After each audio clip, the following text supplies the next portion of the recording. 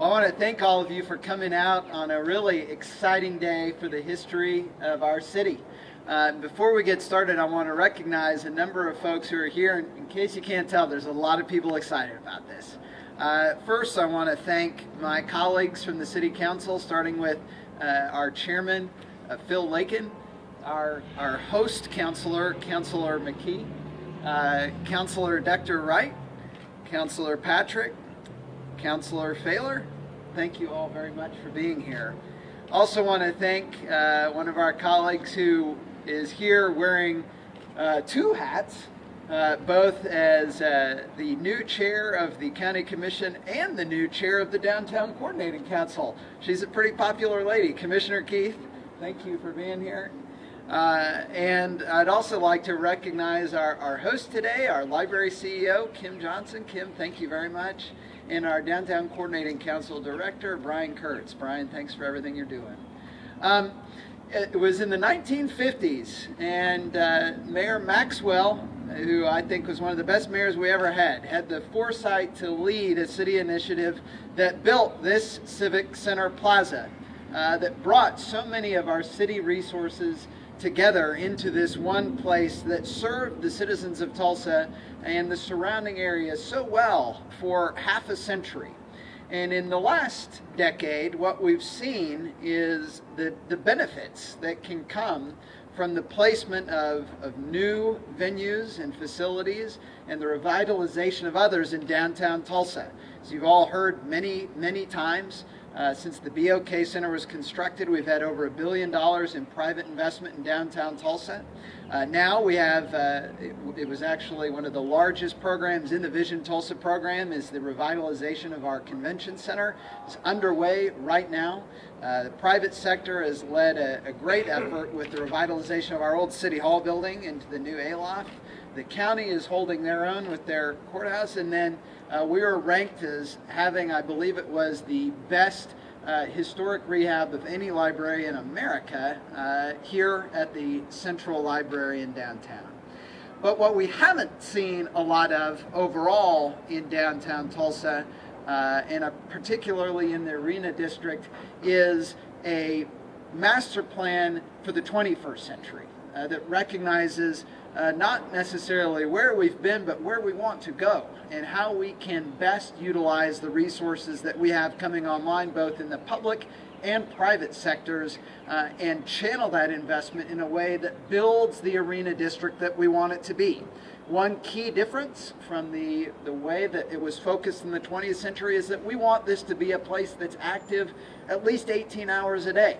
We don't want it to be a place that people just come and visit and then go back from whence they came. We want it to be a vibrant center of activity around the clock. And so we have partnered and worked very hard over the last year and a half to develop this downtown Arena District Master Plan. And I especially want to thank from our team at the city, our Chief of Community Development and Policy, Nick Doctor, who has led that initiative for us at the city. Nick, thank you for all your work on this. You've done an awesome job. It's important to recognize that realizing the vision that's been developed in this plan is not something that just the city can do on its own. But as we've seen with so much of what's happened in downtown Tulsa over the last decade, when the city makes key investments that incentivize much greater private investment, the private investment is there. And so we recognize that the leadership role that the city can play in this, but we also know that we need our private sector partners to help us in the work that lies ahead. So this is a plan that is not a plan that we run the danger of in the history of the city of developing really nice plans that we then put on a shelf and don't utilize. This is a plan that we will be focusing on in the implementation of the Improve Our Tulsa renewal that we're focused on, that the council and I will be developing and working on with the citizens of Tulsa and asking for their consideration before the end of this year. So this is a very timely plan. This is something that we'll be utilizing right out of the gate. And then we hope that the reflection of that investment by the city leads to greater investment by the private sector. Now, I'd like to introduce a man who can help walk you through the details of this in a more intelligent way than I am capable, and that is one of the leads on developing this, Chris Herman with MKSK.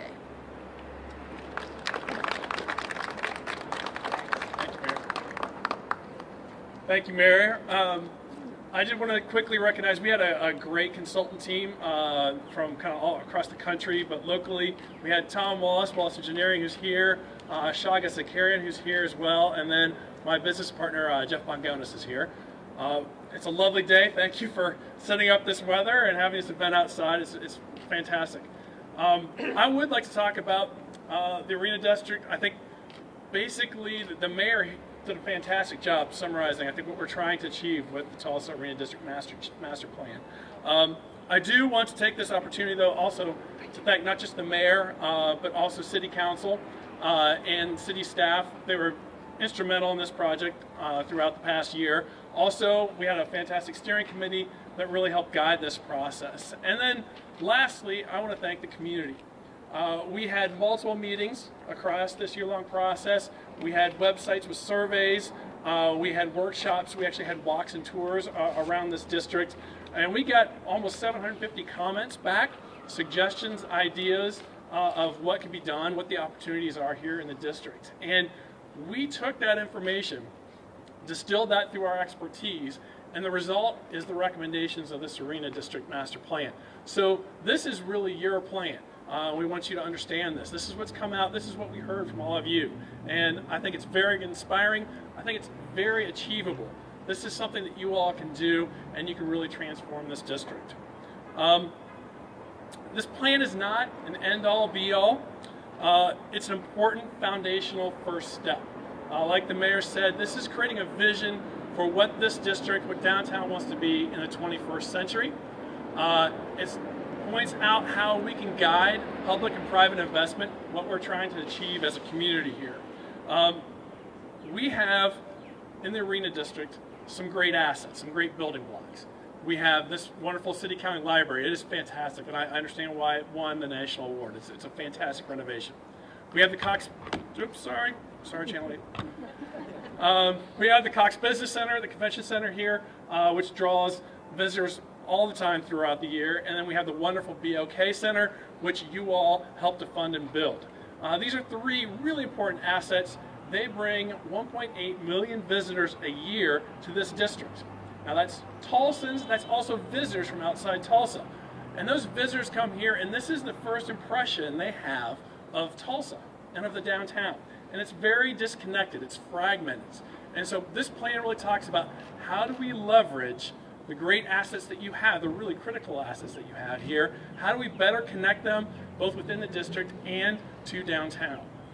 And part of that is creating an active, vibrant 18-hour neighborhood. And that includes great livable spaces. So we look out here, you've got a nice outdoor space, but it could use a lot more to really be inviting, to be green. This is a great start. You have a lot of places like this, not even as nice as this in the district.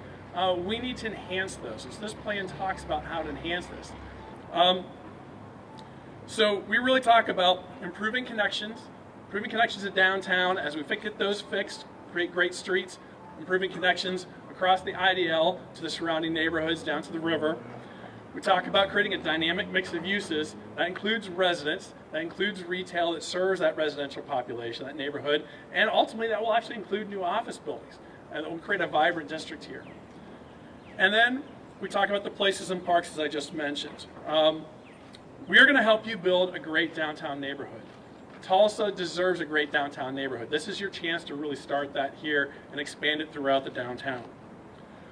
At the core of this plan, we are actually proposing 3 catalytic projects. And some of them are on the board. There's actually a number of projects, but 3 are big catalytic public-private partnership projects. One is what we call a full-service hotel. That new full-service convention center hotel needs to be attached to the convention, very proximate and attached to the convention center. It can provide additional ballroom space, and it will help raise the profile, elevation, and number of visitors that come here to Tulsa. So that's one big project. Another Cadillac project, and again, you've all been talking about this, is what do we do with the Page Belcher Federal Block? Again, it's a structure that everyone knows. It's distinctive. There's people that are fond of it. We've had discussions. We've seen the discussions you've had for years. The reality is it is an impediment to the connectivity between the BOK and the convention center. So we've suggested a plan to transform that block and really make it more of the district and create better connectivity between all of the uses that we're trying to elevate and really part of this neighborhood. And then the third big Cadillac project, we heard from a lot of you in the community discussions about the Denver Avenue Transit Center. That transit center is very important. Transit is critical to 21st century cities. It's going to be critical to Tulsa. But we want to create a better environment there. So we still want to integrate transit there, but we want to create a development there that also provides for parking opportunities and a great landing spot for people that use transit, and really, again, make it more part of the district. So again, I could talk for a long time about all of these, but those are three of the big Cadillac projects. And then on top of that, again, we're talking about creating great streets, livable green spaces that, again, are inviting, protect you in the summer, and invite you to come out in the winter and really enjoy them in this 18-hour neighborhood. I also want to make sure that you understand that none of these projects are dependent on the other project. This is a plan that we're trying to make very achievable. You can tackle the projects as opportunities arise, as partnerships come together, and we say, all right, we're ready to do this next piece. So I don't want people to think that if we don't achieve any one piece of this vision, the vision won't go anywhere. This is a vision that's responsive to the market, and we think really will help you achieve things incrementally across the next 15 years. So if we get this done, and we think you can, you'll create a world-class neighborhood, a world-class downtown neighborhood, something that there is a market demand for, something that a portion of the population really wants to have and be here. And you have some downtown residents already. They would like more things going on downtown. We will usher in a new era of downtown investment and growth. The mayor's already referred to that. You've had projects like the BOK that have been public investment that now draws private investment that follows it. This plan identifies more public projects and public-private partnerships that will draw a magnitude order or greater of private investment, which we want to see downtown. And then we will create a district that represents and presents the unique character of Tulsa. So when the visitors come here and land in the Arena District, they get to see what downtown, with the surrounding districts, what all of Tulsa has to offer, so they're encouraged to adventure out of this district, not just get in their cars, drive home, but to go and explore the rest of Tulsa. That's a critical point. So we think together this plan will create great results for all of you, and we're really excited to see you as you implement this over the next 15, 20 years. Thank you.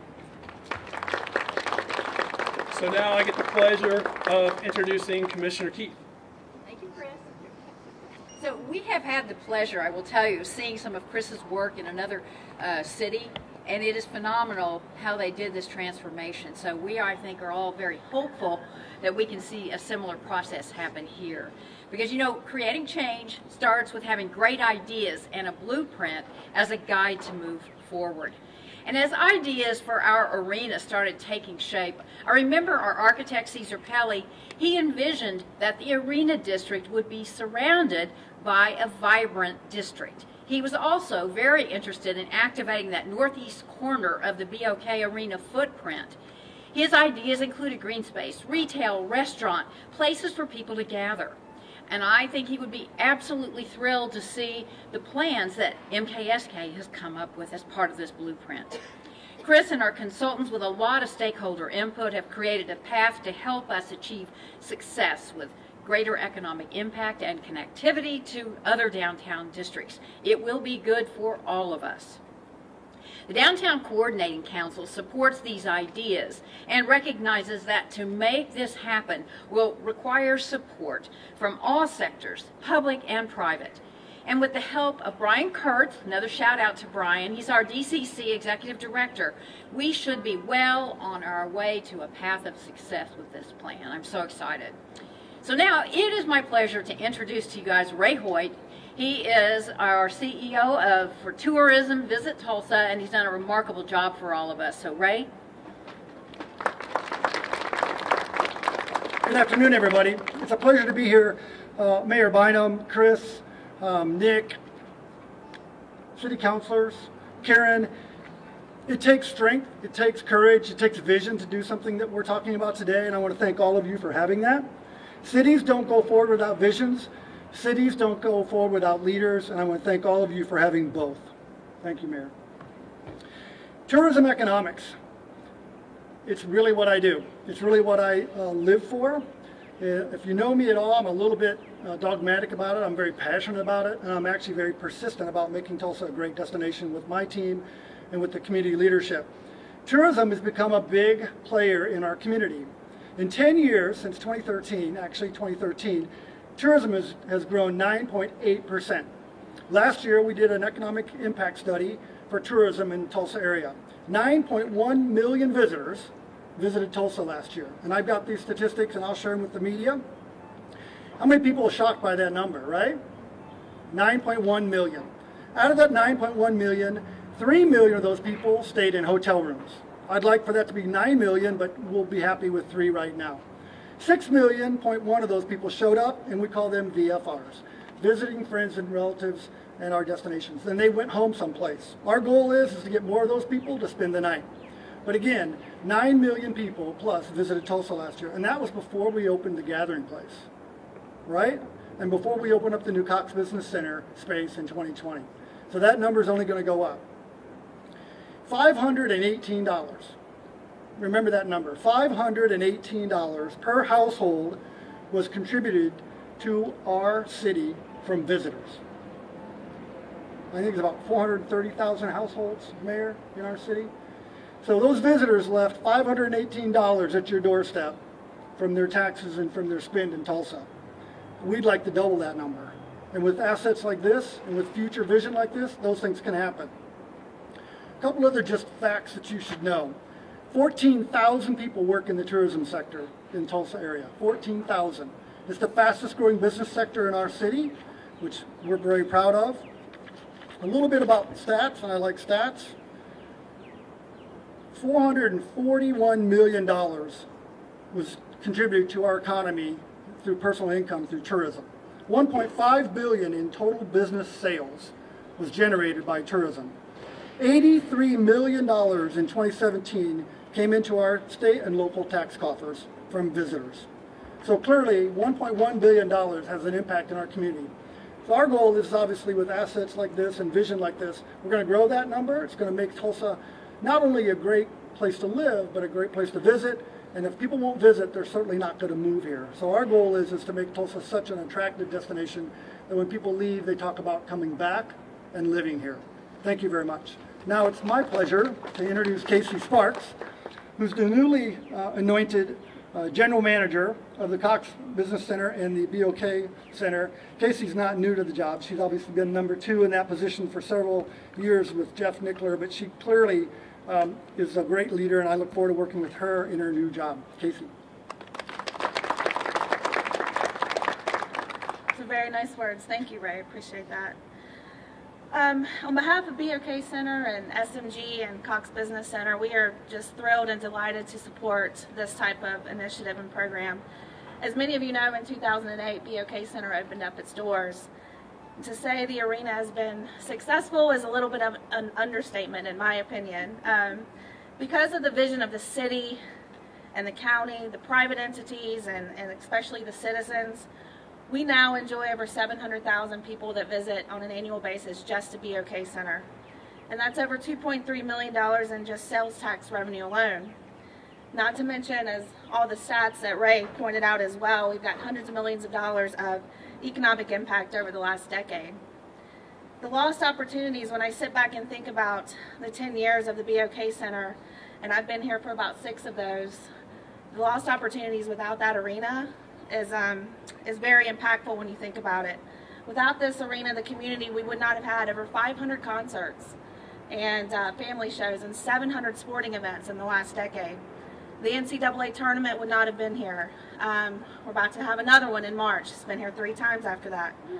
Garth Brooks, as many of you, I hope you were there, 7 sold-out shows, a residency here. U2 launched their worldwide tour in Tulsa, Oklahoma because of this facility. Yeah. The Eagles several times, Metallica, Celine Dion, Bassmaster, Bruce Springsteen, George Strait. I could go on. And the impact of this arena, as Ray pointed out as well, is over $1 billion in development in downtown. But unfortunately, as we've all talked about, the landscape just outside these doors has not changed very much in the last 10 years. And as stated by the mayor and many others, this master plan is a roadmap to take this area to the next level, to make sure that we are exploiting every single opportunity from our initial investment years ago, to provide yet another reason for people to come, live, play, and work downtown, and to provide that vibrant gateway to all of downtown and all the districts and everything we have to offer. This master plan is that guidebook to do just that, and today we have the opportunity to remake this district into a world-class neighborhood that complements our world-class facilities. So I really do hope everyone takes some time to review these exciting opportunities and projects, and we'll come together to support these new investments for our beautiful city. I think now Mayor Bynum is going to give us closing remarks.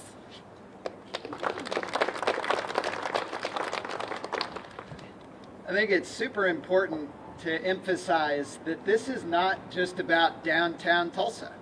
The revitalization and growth of this area benefits every person in our community. The sales tax dollars that are derived by those visitors that Ray talked about, those go to pay for the police officers and the firefighters and the street work that serve every part of our city. The municipal judges judge as well. The property tax that is derived from the improvement in value in this area goes to benefit our schools and every kid that attends those schools. So this is about much more than just downtown. I think it's very telling, and I want to thank also Councilor Faylor, Councilor Hall Harper, and Councilor Q for joining us. I think it's so telling. There was a time when discussion around downtown, you would have had the downtown councilor show up and that would have been it. And now to have such a turnout from across all areas of our city amongst the city council, I think shows how important this is, and the recognition of what's good for this area in downtown is good for the entire city. I also would be remiss if I didn't recognize our former colleague on the council, Councilor Blake Ewing, who wasn't able to be here today, but this was a real passion project for Councilor Ewing. He spent a lot of time with the MKSK team, working with them, and we're all thankful for his personal involvement in this. I also want to thank Stuart Price, who's standing quietly at the back. You'd be hard-pressed to find somebody who's doing more for economic development in Tulsa right now than Stuart Price, and it's telling that you're here today, sir, so thank you very much.